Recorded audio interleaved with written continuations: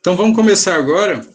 Vou tentar trazer para vocês um pouquinho de algumas informações sobre as atividades que a gente desenvolve no Jardim Botânico relacionadas à inteligência artificial.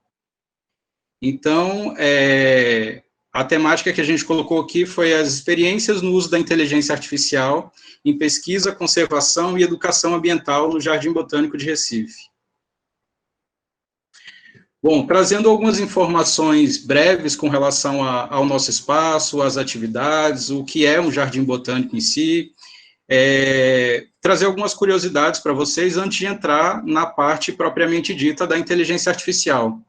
Então, um breve histórico sobre os jardins botânicos no Brasil. Para quem não sabe, Recife foi a primeira cidade das Américas a receber um jardim botânico, ainda entre os anos de 1630 e 1654, aquele período da ocupação holandesa. E os holandeses tinham como é que eu digo? Eles sabiam identificar a importância desse tipo de espaço como ferramenta, principalmente para ocupar novos ambientes. Então, isso não era visto inicialmente pelos portugueses, e os holandeses saíram na frente realmente nesse tipo de atividade, nesse tipo de pesquisa. Só no século XVIII é que os portugueses começaram a implantar jardins botânicos em outros lugares do Brasil.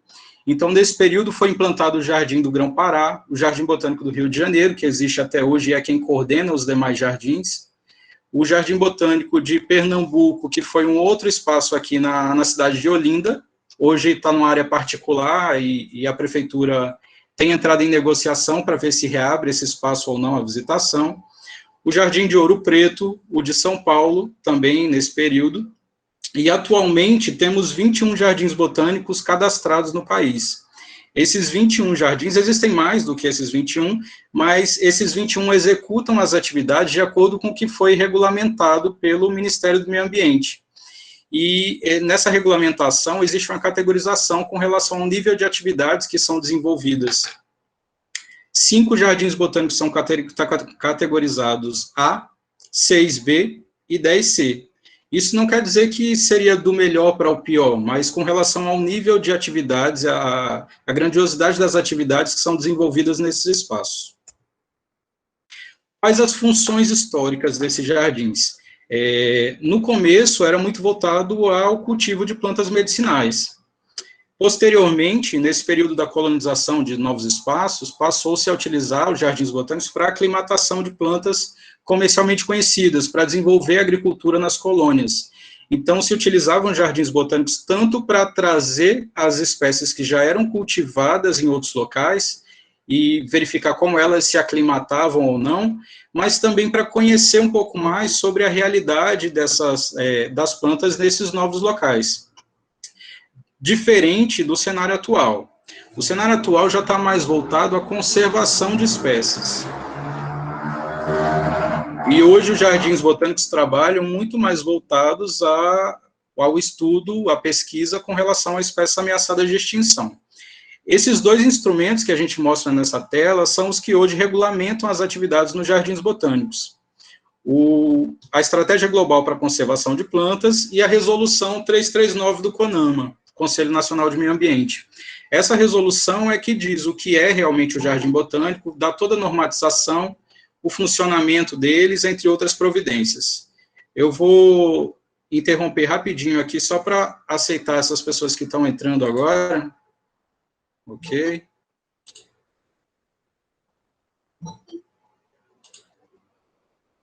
Não fica aberto aqui a tela para compartilhamento.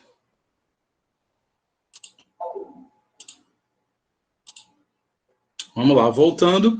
Então, o conceito de jardim botânico é uma área protegida, constituída no todo ou em parte por coleções de plantas vivas, identificadas, reconhecidas, organizadas, servindo à pesquisa, à educação ambiental, a cultura, lazer contemplativo, conservação de meio ambiente. Resumindo, um exemplo que a gente dá sempre para os nossos monitores, quando estão entrando no espaço, ou para os próprios visitantes, o Jardim Botânico funciona como uma espécie de arca de Noé das plantas. E quais os objetivos desses espaços? Promover pesquisa e conservação, educação ambiental, proteger espécies ameaçadas de extinção, manter banco de germoplasma ex situ e in situ, realizar registro e documentação de plantas, promover intercâmbio técnico-científico entre órgãos, e estimular e promover a capacitação de recursos humanos.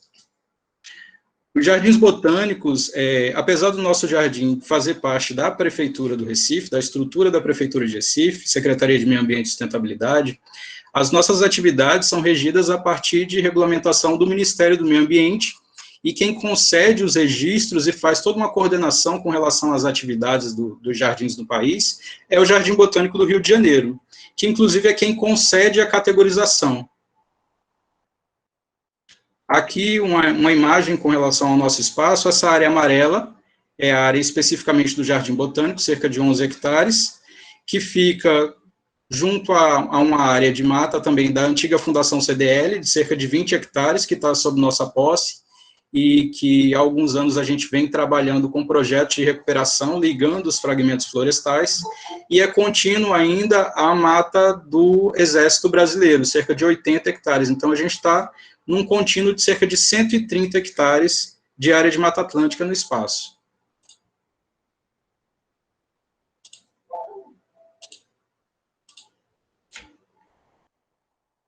Com relação às atividades desenvolvidas no espaço, são voltadas à conservação, pesquisa e educação ambiental.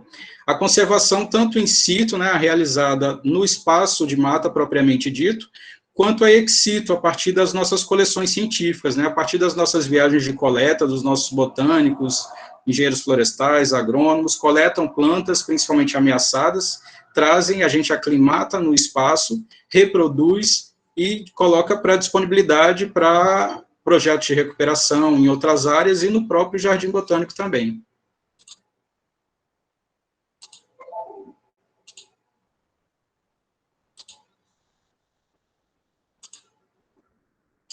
E aí, o que é necessário manter num jardim botânico no Brasil? Como eu tinha falado anteriormente, existe uma resolução do Conselho Nacional de Meio Ambiente, e essa resolução é quem diz o que é um jardim botânico, o que é que ele deve ter, que atividades eles devem desenvolver.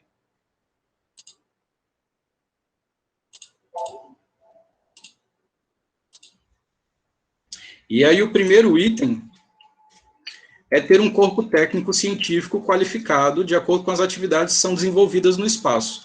Então, nossa instituição tem uma equipe multidisciplinar, composta por assistente social, engenheiro agrônomo, biólogos, engenheiros florestais, geógrafo, pedagoga, monitores de áreas diversas, alguns estão aqui participando com a gente, outros participaram ainda com envio de atividades, exposições, a gente agradece muito pela participação.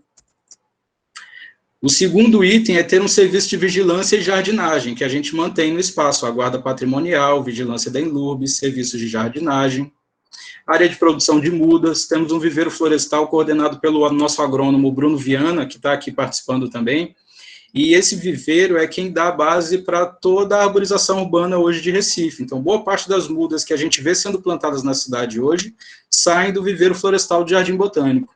E hoje a gente consegue perceber uma mudança na qualidade dessas mudas, né?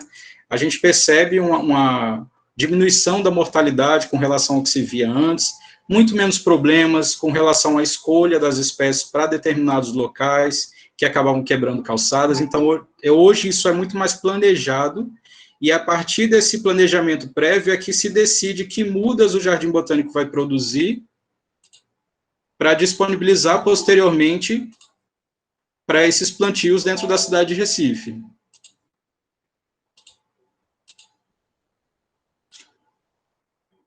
Apoio administrativo e logístico, a gente tem também a partir da Prefeitura de Recife, da Secretaria de Meio Ambiente e Sustentabilidade. Então, todo o apoio necessário para as viagens de coleta de material, né, para envio desses projetos que a gente consegue financiamento externo, coordenação de atividades, de obras dentro do espaço, tudo a partir da Prefeitura de Recife. Programa de pesquisa. Cada analista da nossa equipe desenvolve pesquisa em áreas diversas, de botânica, taxonomia, ecologia, germinação de sementes, além de parcerias com várias universidades da região. Coleções especiais representativas da flora brasileira. Hoje a gente tem no Jardim Botânico 4 coleções com espécies de orquídeas, bromélias, cactos e passifloras, que são espécies de maracujás, e dentro dessas coleções temos várias espécies ameaçadas de extinção, que é o objetivo realmente do espaço. Então o Jardim trabalha muito em cima desse trabalho de pesquisa, de educação ambiental, das espécies ameaçadas que a gente tem no estado. Então, dentro dessas coleções temos 12 ameaçadas, 2 espécies de orquídeas, 5 de bromélias, mais 6 de cactos, se eu não me engano. Programa de educação ambiental. A gente criou um programa há alguns anos, e a partir desse programa foram compostos vários projetos relacionados às atividades que a gente desenvolve hoje no espaço, de monitoria e atividades lúdicas com os visitantes, datas de calendário ambiental que a gente comemora sempre com algum evento, projeto Conversa Ambiental, de palestras nos fins de semana, oficinas de produção de mudas, de fitoterapia, entre várias outras atividades. Infraestrutura e atendimento de visitantes.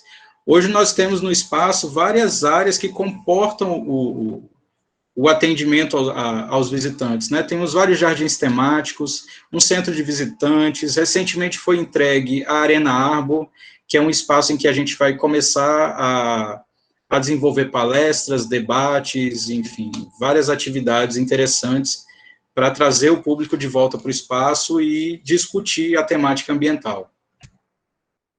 Herbário próprio associado. No nosso caso, nós não temos um herbário dentro do Jardim Botânico, mas nós somos associados ao herbário do IPA, que é considerado o maior do estado, com mais de 83 mil escicatas. Sistema de registro informatizado do acervo. Então, todo o nosso material, dentro da biblioteca, das nossas coleções, está tudo composto em registros informatizados, principalmente em softwares como o BibLivre e o Brahms. E daqui para frente a gente vai fazer, inclusive, uma migração do nosso sistema, das coleções, para outros softwares utilizados hoje por outros jardins botânicos, principalmente o Jardim Botânico do Rio de Janeiro. Biblioteca própria especializada, programa de publicação técnico-científico, esse é um item requerido especificamente para a categoria A de jardins botânicos. Então, há alguns anos, nós temos uma revista, a revista Arrúdia, revista científica, em que qualquer pessoa que tem um artigo a ser submetido na área ambiental pode enviar para o nosso editor, que é verificado, repassado para revisores, para que assim sejam publicadas pesquisas interessantes da temática ambiental na nossa revista. Então, está sempre lá disponível para envio, é só entrar no nosso site e dar uma verificada lá como enviar essas publicações para serem repassadas para a nossa revista. Banco de germoplasma, nós temos também uma área de armazenamento de sementes, em que a gente dispõe lá de diversas espécies, tanto para compor a nossa necessidade de produção de mudas no viveiro florestal, quanto para doação para outros espaços que tenham interesse em produção de mudas, em recuperação de áreas degradadas. Treinamento do corpo técnico funcional, nós também fazemos.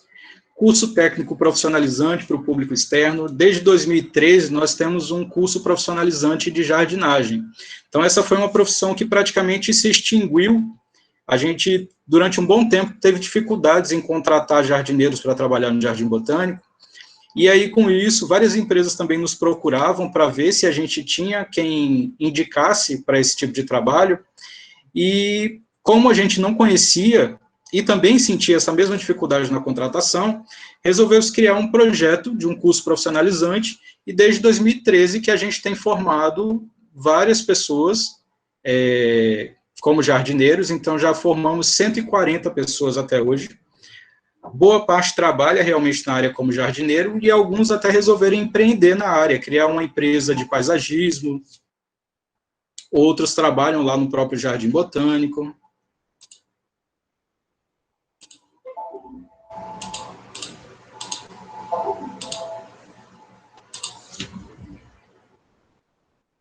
Outra atividade que a gente desenvolve é o apoio técnico à unidade de conservação.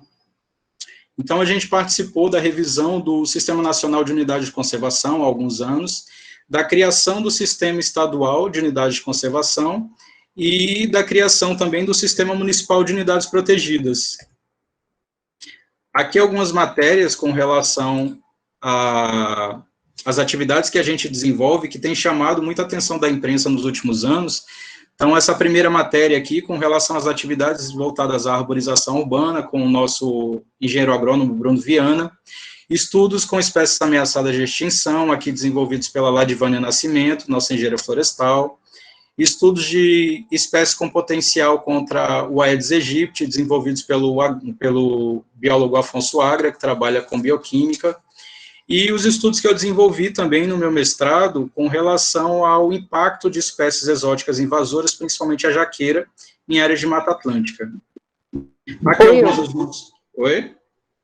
Com licença, é porque Bruno acabou compartilhando a tela dele, aí tua apresentação parou. Eita, deixa eu ver aqui como tira.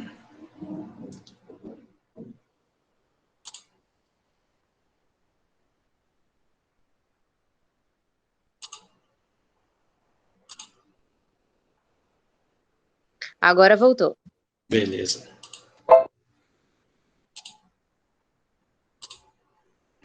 Pronto, aqui alguns dos nossos parceiros nas atividades que são desenvolvidas no espaço. A FACEP, que é quem mantém metade dos nossos bolsistas hoje no espaço. O IPA, que a gente desenvolve várias atividades em conjunto. As universidades, a APIME. Aqui um pouco do que a gente conseguiu trazer de recurso nos últimos anos, de projetos aprovados do Jardim Botânico, da equipe do Jardim Botânico, os projetos do curso de jardinagem, de monitoria da FACEP, do próprio CNPq. E hoje, tudo isso que tem sido desenvolvido no espaço fez com que o Jardim Botânico fosse considerado um dos 5 mais completos do país. A gente recebe cerca de 100 mil visitantes por ano. Esse ano provavelmente vai ter uma queda pelo período da pandemia, que o espaço passou fechado, mas que a gente já tem notado uma grande procura dos visitantes a partir do momento em que o jardim reabriu. A nossa localização é privilegiada, a gente tem possibilidade de expansão do nosso espaço e potencial imenso de geração de receita e formação de parcerias com outras instituições. Agora, entrando realmente na temática da inteligência artificial, a gente traz um pouquinho das informações mais básicas agora sobre o que é a inteligência artificial, né? É um ramo da ciência da computação que trabalha com a capacidade de raciocínio para interpretar dados. Então, ela detecta padrões e, a partir desses padrões, tomam decisões. Opa!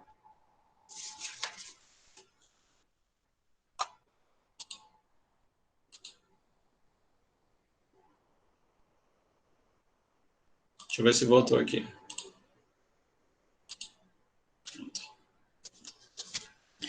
Então, a inteligência artificial ajuda a detectar padrões diversos e, a partir desses padrões, tomar decisões, né? Permite a programação para que uma máquina tome decisões de forma autônoma com base em um banco de dados. E a inteligência artificial hoje está presente na nossa vida de diversas formas e a gente muitas vezes não percebe. Aqui a gente traz alguns exemplos. O Google é esse principal exemplo do uso da inteligência artificial. Não sei se vocês já notaram, de alguma vez que façam uma pesquisa de qualquer, enfim, material vendido, de certa forma, vocês procurarem uma referência de um notebook, ou uma referência de um celular, e de repente vocês entram nas redes sociais e esse material, esse equipamento que vocês estavam procurando, de repente aparece para vocês. Então, o Google utiliza essas pesquisas que a gente faz para fazer propaganda em cima disso. Então, assim que você entra no e-mail ou em alguma rede social, de repente aparece lá aquilo que você estava pesquisando. Muitas vezes você até nem pesquisa. Às vezes a gente está falando próximo ao celular e o aparelho reconhece esses sites, essas redes sociais, reconhecem aquilo que você está falando e apresenta para vocês algum tipo de material que satisfaça esse desejo que você tem.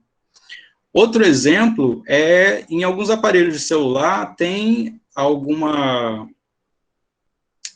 como é que eu digo? Uma espécie de pessoa que reconhece a própria inteligência artificial, né, como no caso do iPhone, a Siri, que reconhece ou pergunta determinadas coisas que você queira fazer, a gente fala, ela identifica e tenta mostrar a solução. Isso hoje também já acontece para bancos, para fins diversos.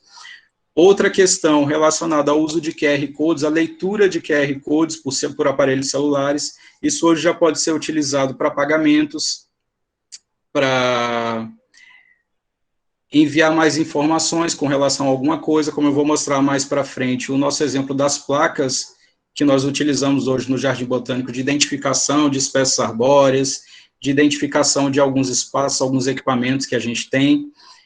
A partir dos QR Codes, a gente passa informações, vou mostrar mais para frente, muito mais completas do que o que caberia naquelas placas. Outra solução também, outro uso da inteligência artificial, pela polícia nos últimos anos, a gente também tem feito muito esses usos nas redes sociais, por uns aplicativos que fazem a leitura dos nossos traços, a leitura do nosso perfil, e aí vai fazendo cálculos com relação à distância entre nariz e olho, distância entre um olho e outro, distância entre o nariz e a boca e o queixo, e com essas informações eles vão montando padrões, e a partir disso até mesmo a polícia consegue encontrar bandidos. Isso já tem sido utilizado nas últimas Olimpíadas, já tem sido utilizado em vários outros países para a identificação de pessoas foragidas.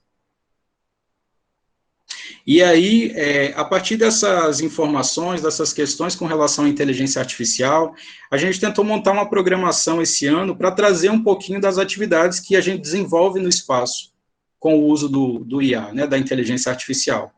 E aí, nossos monitores, alguns aqui presentes, fizeram algumas apresentações com relação a várias dessas temáticas, ao uso do aplicativo de visitação no Jardim Botânico, uso de QR Codes nas placas de equipamentos, uso de QR Code nas placas de espécies arbóreas, os materiais de impressão 3D utilizados na educação ambiental, pesquisa de modelagem de distribuição de espécies, uso de Arduino, que é um equipamento, um software para automatização de irrigação em viveiros florestais.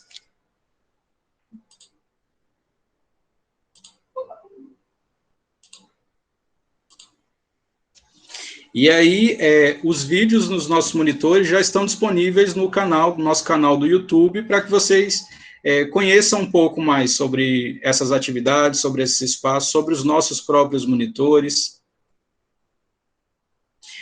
E aí falar um pouco agora da contribuição da inteligência artificial na pesquisa com relação à conservação de espécies da flora. No momento, quem está desenvolvendo essas pesquisas com o nosso analista ambiental Jefferson Maciel é a Pamela, que está aqui presente também. Se ela quiser falar alguma coisa a respeito, fique à vontade. E aí eles desenvolvem pesquisas com relação à modelagem de distribuição de espécies da flora. Como é que isso é feito? Eles identificam, a partir de pontos de distribuição de determinadas espécies, de coletas de determinadas espécies em um local, eles identificam áreas com potencial de distribuição, e aí, a partir dessa identificação, tanto ajuda a que se colete nessas áreas, se saiba onde encontrar essas espécies, quanto nos casos em que elas estão ameaçadas, realmente não ocorrem mais naquele espaço, traz a informação de quais são os locais que a gente deve voltar a introduzi-las. Aqui um exemplo de estudo que foi realizado pelo nosso biólogo Jefferson Maciel. Ele fez com o uso dos pontos de distribuição de algumas espécies de bromélias, fez um mapeamento das potenciais áreas de ocorrência. E aí uma dessas áreas foi o próprio Jardim Botânico, e hoje ele trabalha com a Pamela fazendo reintrodução dessas espécies no próprio Jardim Botânico, uma das áreas que a gente está em processo de recuperação. E aí eu convido vocês para participar da oficina que ele vai realizar amanhã, às 20 horas, com a temática Como a inteligência artificial ajuda a prever as respostas das plantas às mudanças climáticas. Outra contribuição que a inteligência artificial trouxe para a gente foi a partir de um projeto desenvolvido junto à FACEP, projeto Jardim Botânico do Recife, um espaço de educação científica e interativa. Com esse projeto, a gente conseguiu adquirir uma impressora 3D e renovou todas as placas da área de visitação do Jardim Botânico. Aqui algumas imagens com relação às atividades. Essa é a coordenadora do projeto pela FACEP, coordenadora do edital. Então, com esse projeto, a partir da impressora 3D, nós começamos a produzir materiais didáticos para trabalhar tanto com crianças como com pessoas com cegueira ou baixa visão, que não tinham possibilidade de verificar determinadas atividades que a gente desenvolvia, como o uso de microscópio para verificar estruturas celulares. Então, a gente montou um protótipo de uma célula vegetal, partes de uma célula vegetal, e aí, com isso, facilitava o entendimento das crianças de como são esses componentes da célula, e o deficiente visual, principalmente, que poderia tocar, sentir mais ou menos como é a textura, como é a proporção entre uma peça ou outra. Aqui, com relação às nossas placas, a gente trouxe como exemplo a placa do orquidário. Com o QR Code que foi colocado nessa placa, você mirando o celular, leva para o nosso site, o site do Jardim Botânico do Recife, que tem muito mais informações com relação a essas coleções, com relação às plantas que a gente detém, com relação às programações que a gente tem feito no espaço. Já com relação às placas de espécies arbóreas, a gente faz um link com o site da Flora do Brasil, que é quem tem as informações, onde você encontra as informações com relação à distribuição dessas espécies, o uso, se elas estão em risco de extinção ou não. Aqui a gente vê o mapa de distribuição potencial dessas espécies, em que locais elas provavelmente ocorrem.